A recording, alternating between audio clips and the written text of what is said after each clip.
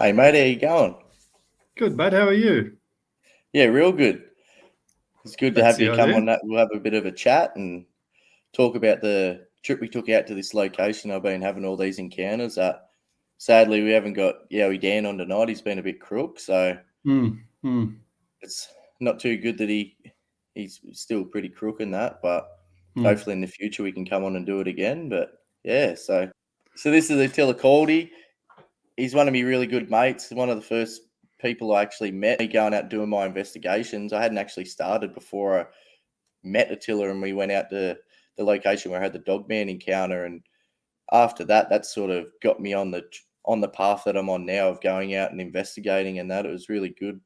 I'd known Yowie Dan for a bit, and it was the first time I actually met him. Was the first day I met Attila when we went out to location. So it's really good, and you've taught me so much along the way, and it's just good that I had a spot that I could take you guys to, and you could check it out to see what you think. And it's pretty wild, this spot. Like, we've been out there before, but this time, well, the couple of weeks before that, we went out without Yowie Dan, and we had a few things go on, but it was good to get out for this trip and actually explore some new locations. So Mm. yeah, what did you sort of think of the location?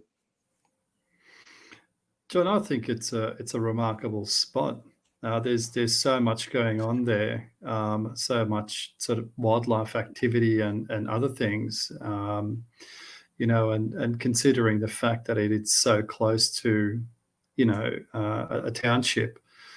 You'd expect that these odd occurrences that you've experienced and we've also experienced um, in a place like that would be far more remote, away from people. But just like your Yeah, Dogman encounter, it was really a stone's throw away from society, from people. yeah, So you can't really gauge these things. They could obviously appear anywhere as long as you got a patch of bush somewhere and some kind of uh, green passage or a green belt that leads to a national park or to more substantial areas. yeah. It seems to sort of attract these type of encounters. Yeah, it's crazy. Yeah, you know a lot about Picton, and you know how haunted it is. And I don't know if that Picton area might be a beacon for all sorts of paranormal. It's really crazy. Like you said, how close we are. Like, you walk out of the car and you're straight into it. That's right. Well, Picton was regarded back in my early filming years, probably in the first 6 or 7 years when I was filming reality TV shows, was regarded as the most haunted township in Australia, and it kind of drew me into filming an episode of Paranormal Investigators Phasmophobia there at the Imperial Hotel. That Yeah, was back in 2012, 2013. So we had a crew yeah, there, and we had some really interesting encounters at the Imperial Hotel. But a part of that, there is a history to it. So Picton does have a history, and that hotel itself was apparently acting as a hospital during a time of tuberculosis. And there was a oh tunnel that really? went from, that's right. So there's a tunnel that went from that hospital to the railway where they could ship all the dead bodies Yeah, unseen. So, there's a lot of histories. Obviously, that tunnel's not there anymore. It's been yeah, walled in or completely filled in. But I don't know if the last owners actually did go and venture and see if they could actually locate a tunnel there. But there's a lot of history there. So Picton yeah, does have a lot of history, and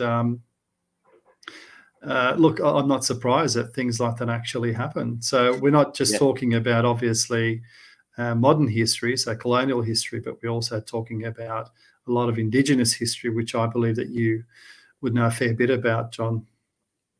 Yeah, and that's what I was gonna say. Like, with the way Hmm. the river is down there, and I don't know if it's granite or maybe sandstone and that rock faces and that, like, there'd be a lot of spots. There'd be caves where my ancestors could have possibly stayed to get out of the weather. And you can see, like, we only walk 5 meters into the bush and you'll see a wallaby or that. There's plenty of food there now. Like, my indigenous ancestors could have been hanging around in this spot, and they would have been, because they roamed all over from here to Picton.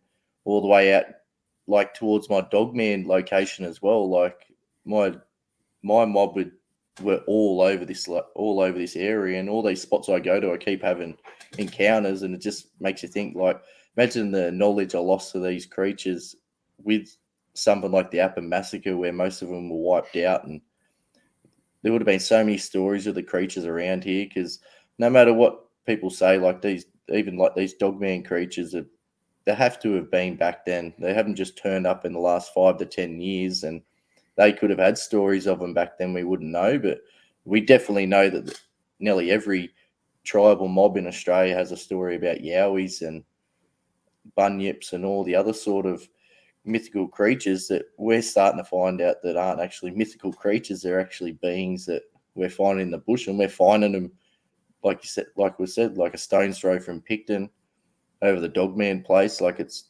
just crazy how close they are. I don't know if they've come closer maybe after the lockdowns and stuff like that, where no one was going out in the bush, or they're just getting more eager to get out and see the world. So it's pretty cool that we could go to this spot. It's bloody close for both of us to get there. Even Yowie Dan, like, he's not that far away. Like, we're not having to trip 2 hours up the Blue Mountains and walking 3 or 4 hours out into the bush. It's only 15 minutes from my place. It'd be probably 25 minutes drive probably from your place. Like, it's bloody close that we can go and actually have encounters with creatures or beings. And I'm tipping we're going to have encounters with other stuff when we go out in a future date. Well, sometimes you really don't have to go too far to find what you're looking for, because Yeah. even around around the vicinity of MacArthur, and I mean, there are other areas there that there've been known sightings, and obviously that was very similar to the one that you've had. With the Dogman up near. But not only Dogman, but I mean, ultimately people have had yowie encounters around this whole area, being part of that big national park scene. It's obviously going to house some interesting animals. Yeah, exactly. Hmm. So we did find a few things. Like, we had a few odd things go on. Like, we were up at the car, going to sit up there and wait till dark. And Yowie Dan went for that bit of a walk down because he had a feeling around this location. He thought, I'm getting a feeling here. I'm going to go sit down there for 15, 20 minutes and see what happens. And we were too busy talking, and we didn't see. For about 5 minutes, he's waving at us, trying to call us down there without making a noise. And once we finally got down there, he said he'd heard something get up and take off through the bush. And that's what sort of pushed us into this new location that I hadn't even been there. I've been at this spot at least 10 times now. And it's just cool that he'd been down there by himself, and it wasn't walking around with me. And I've gone, oh, did you hear that? Or something. Like, we weren't sort of feeding off each other going, oh, that might have been something, or this might have been something. He was just sitting there by himself and actually heard something big take off. So that got us into this new location, and we found that little water source, a little dam there that, yeah, there is a river down. You got to go down the cliffs and that get down to the river, but there is a local water source that something or anything, animals, a creature, anything could be actually getting water out of without having to take the big trip down the gully. So yeah, and then we found that even before we seen the structure, we found everywhere we looked, we're finding broken tree branches.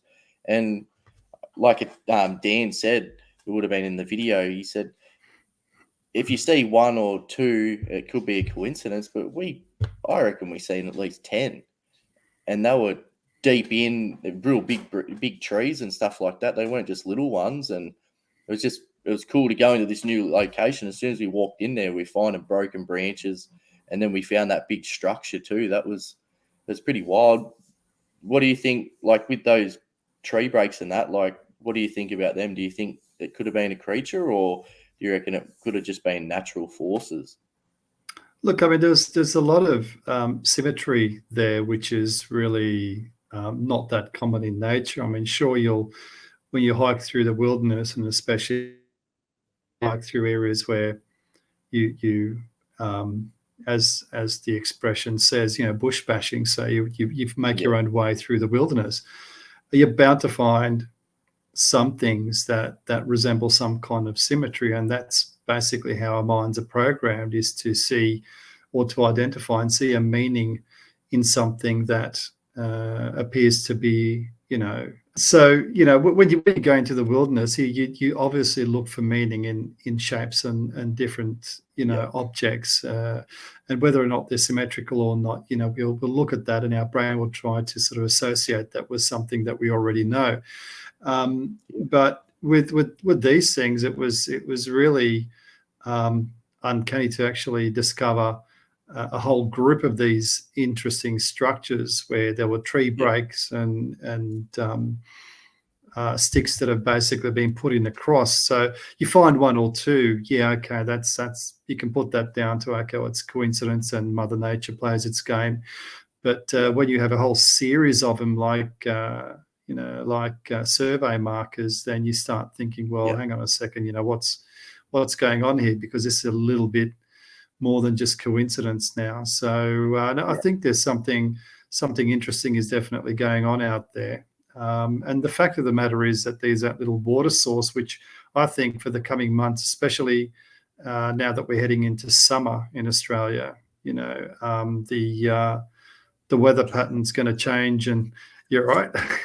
Yeah, the missus just come out and she's trying to sneak through real quiet. She made me laugh. She busted me. But yeah, I know. Sorry, go on. Yeah, with the coming months, we're already having dry spell now, so it's going to be terrible in the future. Like, yeah, keep going. Sorry. No, you're right. You're right. No, well, what I'm saying is that these little watering holes will be hotspots for the local wildlife, and that may also include cryptids that may be out there, lingering out there. Yeah, exactly. There was one really big tree break I've had in my video. The one we had I zoomed in off into the distance. You seen it? Like, it was bloody.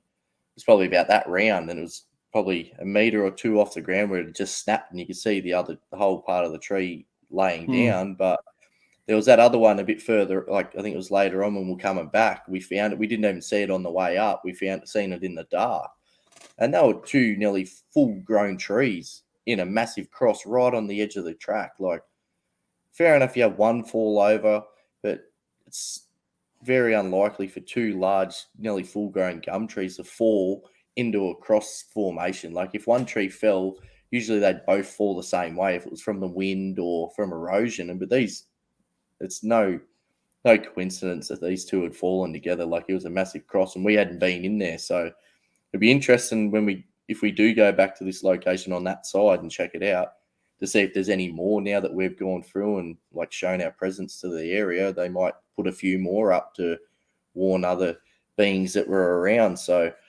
but that structure we found, it was pretty wild, and that massive structure, and it sort of looked like we've come through and found it when they might have been halfway through it. Like, we found the big cross, and it sort of looked like something sort of like a den.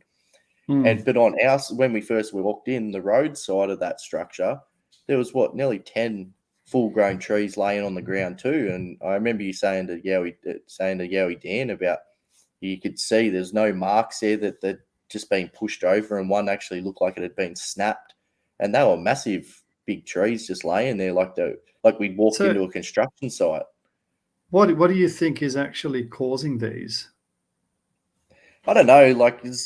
I haven't really heard. I have heard in America of Dogman making dens, sort of like that one I found and we've gone and had a look at. But most of them are small. So with how big this is, I wouldn't know what it'd be. It obviously, I reckon it could be a yowie. It's more of what they do is make these big tree structures and stuff. But it's just really odd how big it was, and it was right next to a track, but it's not a main road or anything. It's sort of just a track that goes through the bush. And when I was actually looking at Google Earth the other day at the location, and when we walk up to the end and actually stopped and turned around, because you could go left, and we decided we'd come back and walk back in the dark, it was probably only about 25 meters if we just walked straight through the bush, and we would have been at a creek that headed back down to the gully.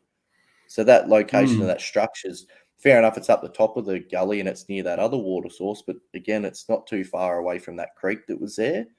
So it's just funny. Like, we keep having all these encounters with these creatures, and you could be 20 miles into the bush and you'll find something that's right next to a dam or a water hole or something. Like, they're always staying around the water. So even with this location, it's all water there, but it sort of helps when we go do other investigation at different locations. We can just aim for one bush and 2 water, and you got a chance of hitting it.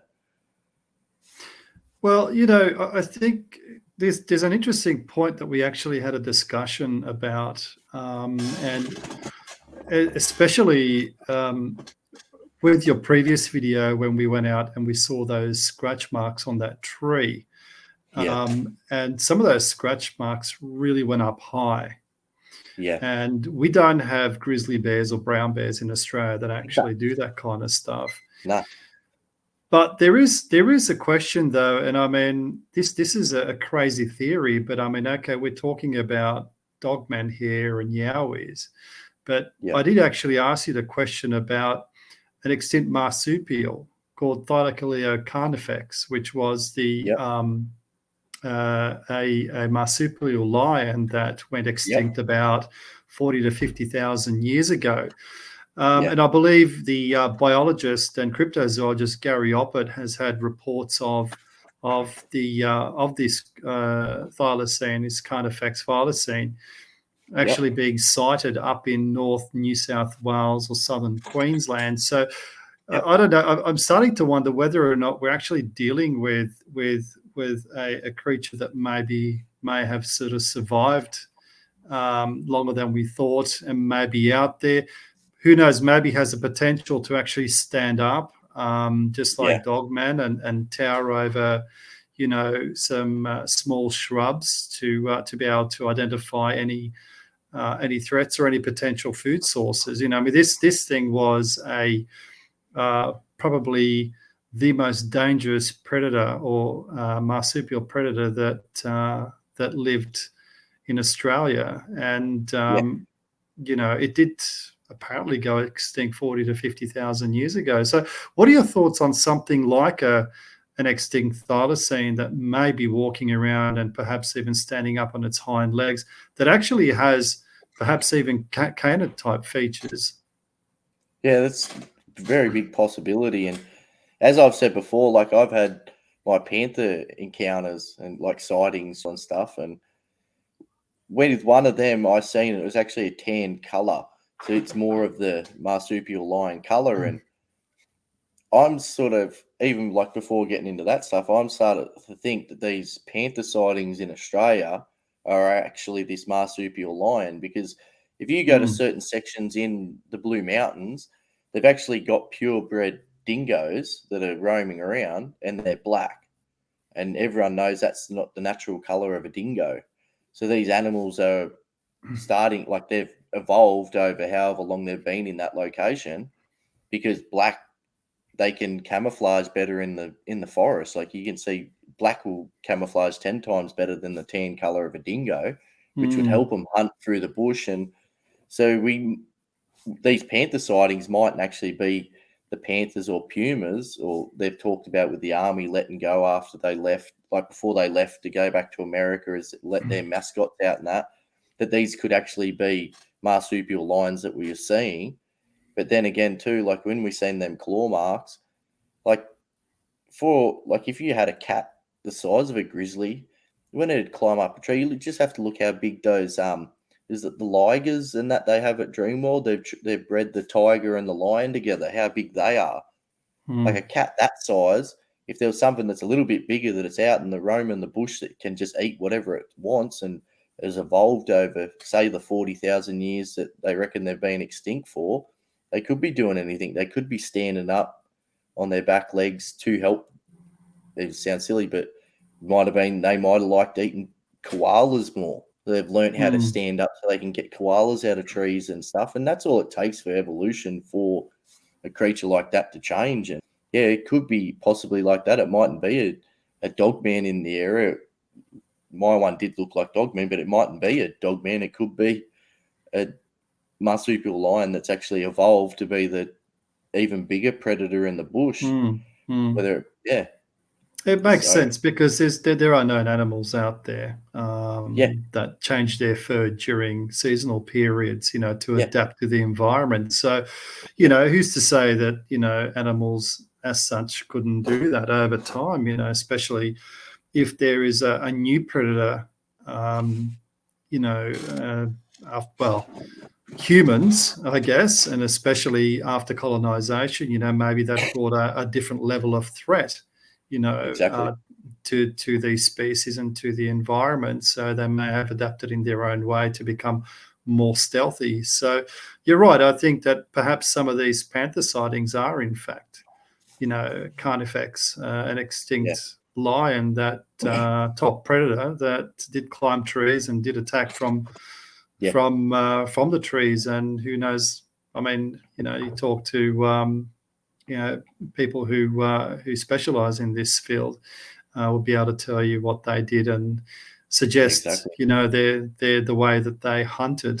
They perhaps had territories, just like predators that we know today. They have their own Yeah, areas and regions that they patrol and defend.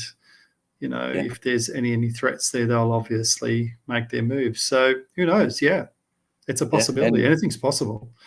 And another thing, like I've heard of stories in America and all over the world with the Bigfoot, Sasquatch actually having like wolves as pets and stuff like that. Hmm. So who's to say that there isn't a Yowie or a Dogman out here that actually has one of these marsupial lions that as a guard, as like a guard cat, or you know what I mean, like with that many, how many sightings of panthers have been in the location, and then either they could be with the Yowies or that, but that could be a reason if these marsupial lions have got bigger and standing up, and that might have been an evolution sort of forced to be able to compete with the Yowie. It could have been the Yowie could have forced them to evolve into the what they're doing now. So there's a lot of different things going on like in this location that sort of shows that I've seen a dogman figure shape, like a big shape of a dogman, stand up behind that tree with the thermal, but then I've had another thermal that was something that looked like it was half the size of me right near the road, and then we're finding trees with scratch marks all the way up, and it's a known thing that a trait of a big cat or a grizzly bear or something to do that. But for Hmm. a cat to be able to do the marks that we found on that tree, like some of them were like 4.5 meters off the ground. Like that's a Hmm. big bloody cat. Even if they were real long than that, it's still a big cat to stand up all up on that tree to be able to scratch down like that. Like it's bloody wild out there. And that, what did you think of that structure? Do you think they were sort of, it was something that's being made there, or it was just maybe somewhere that one of these creatures or beings might have just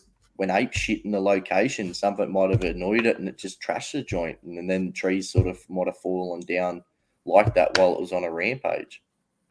Look, I mean, it's not a far cry to believe that something suspicious is going on, Yeah, out in that area. So, my opinion is, I wouldn't be surprised if something like that was actually occurring. yeah, It is. I mean, even though that area is almost like a forgotten world or a lost world, with the yeah, overgrown road and the bridge there that's basically collapsed. So it yeah, does look like something from The Walking Dead. yeah, Yeah, it's definitely. I think that anything could potentially live out there. And not only that, I mean, we did hear some unusual sounds that set the local dogs off as well, which was yeah. unusual. I mean, I don't think we could sort of compare it to any known animal that we know of No, anyway. Hmm. I wish it had come up on the recording. You can sort of hear it in my recording, but I'm probably better off getting you to have a look at it one day. You might be able to tidy it up, but you sort of hear it go woo woo in the distance after me playing that silly little sound. The wildlife Them caller, jackals, yeah. yeah, Hmm. the jackals. But yeah, it's bloody wild out in this location, and but yeah, it could be any reason for that structure, and it's a bloody. It was just cool that we went there and we actually found it. And I know the time we went, just me and you to that location. We heard something down in the bush, remember, smashing branches and down towards the gully, and we are trying to work out where it was. And it would be nearly in that direction that we heard something smashing the bush up a bit. And then we heard that rock throw after it before we decided to throw a rock back. And after I'd done that, I sort of think we're probably lucky we didn't have one thrown back at us that night. Yeah. Well, look, it's it certainly. I think it's worthwhile going back there on a number of occasions because I think the more frequent trips you make out there, and the more you sort of pay attention to the wilderness and listen and to observe, I think that you're bound to sort of peel the layers back and find a little bit more about the mysteries that that area holds. Exactly. It's pretty cool that like we could be going out there every week for the next 10 years and still not find everything that's out there. Like for me to be out there nearly 10 times, and I didn't even know about that whole new location, and I thought it sort of just stopped as you sort of went through where we did. I thought it might have been like 10, 15 meters and that was it. But we walked for bloody half an hour. It was a good little trek up there, and we could have kept going further, which we decided to come back. I honestly think that, like we spoke about it that night, I reckon we're going to have a lot more bigger stuff happen once we go to this other side of the river there. We got that feeling like we've had a lot of things happen out there that we've heard come from the other side of the gully. So that'll be I reckon that'll be the first place we'd hit again next time we go.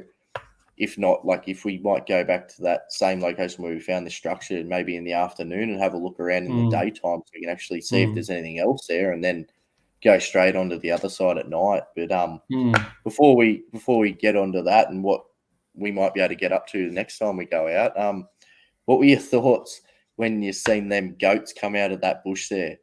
They had us going, didn't they? We were, all of us, and like I look like a spastic because I'm actually looking further. I'm looking through the trees over the goats at something out in the open, which ended up being a tree stump.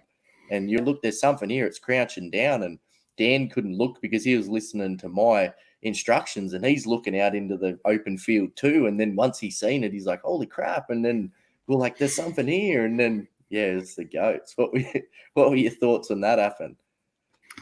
My thoughts were, I don't really want to camp out here unless I want my guy ropes chewed away. So apart from that, and that actually happened on an expedition many years ago. I think it was 2005 or even one.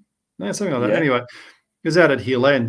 We had tents set up, and these goats came through and they started chewing away on the ropes there, holding our tents up. So, and one of the guys had his tent collapse on him as a result. So no camping there, thanks, John. But apart from that, look, I mean, we did see goats once upon a time. I mean, more out on the road there, so we knew that there were goats out there, but there's quite a few of them there. So we got further down the track, and I heard a noise, and you're like, "That's the goats." And you said, "Listen to that! They're just gliding," and you could hear them. Sure enough, you couldn't hear footsteps. You could just hear them sort of pushing their way through the bush, and that's a whole lot different to what we've heard out in this location, other locations, when something big bipedally runs through the bush. And it was really good to have that comparison of what were 5 of them running through together, and it didn't sound like 5, just sound like one sort of big thing just sort of cruising, but there's still not those footsteps that we hear. And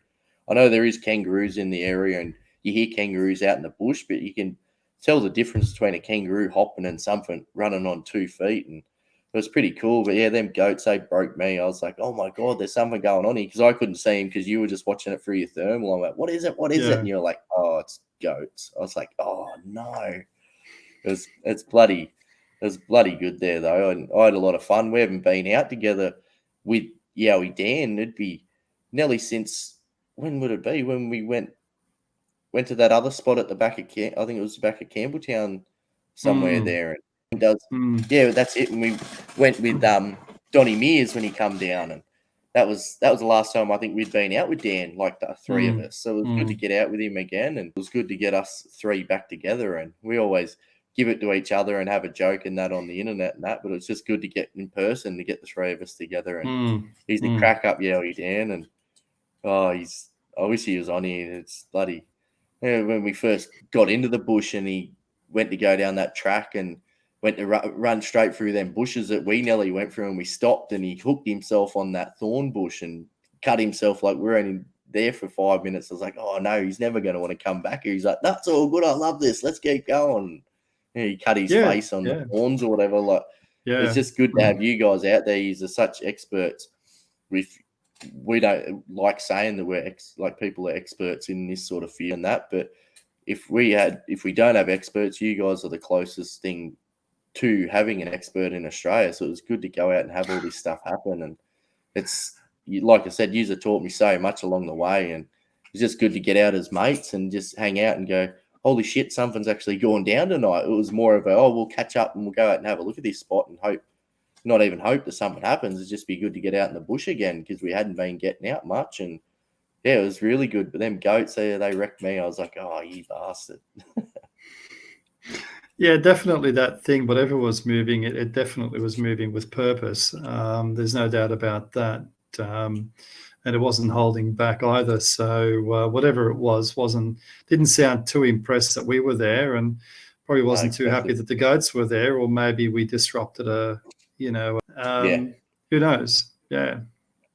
It was, but yeah, so in the future, like, we're going to go out to this spot again and go to some other spots, but I'm really looking forward to getting onto this other side. I've been over there once with the missus and kids. We went down to the water and just sort of hang out at the water, and I flew me drone around and that, but it was more just for a Sunday afternoon to get out of the house, and just even the walk down from where you park.